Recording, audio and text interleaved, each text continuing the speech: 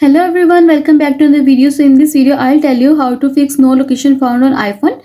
Navigation is one of the features I use most on my iPhone. So when my iPhone location is wrong, it's a huge problem. There are many reasons for the location to be wrong on your iPhone. In this video, I'll tell you how to fix this problem. But first, subscribe to my channel for more upcoming videos and hit the like button. So let's start the video without wasting any time. So the first thing is enable precise location in order for your location to show correctly. For this, go to settings. Next, scroll down and go to Privacy and Security. Next, tap on Location Services.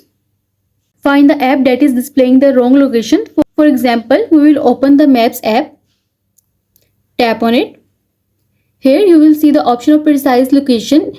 It is disabled. Tap on its toggle button to enable it. And you are done. If you are still seeing the wrong location or no location found on your iPhone, then you should need to fix your date and time settings. The date and time on your device can affect other settings, so it is important to keep it correct. The best way to do that is to make sure that set automatically toggle is enabled. For this, go to settings. Next, scroll down and go to general option. Scroll down.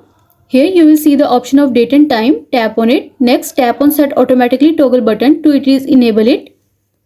And you are done. And the next step is reset location and privacy settings. If your location is not available on your iPhone or just not updating to your new location, resetting location and privacy settings may fix the location on your iPhone or iPad. For this, go to settings. Next, scroll down and go to general option.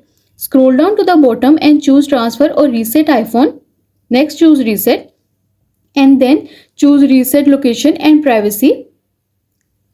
It will ask you to enter your passcode. So enter your passcode to confirm, then tap reset one more time and you are done. I hope this video will help you to fix your issue, and also let us know in the comments below if you have any questions. Thanks for watching. See you in the next video.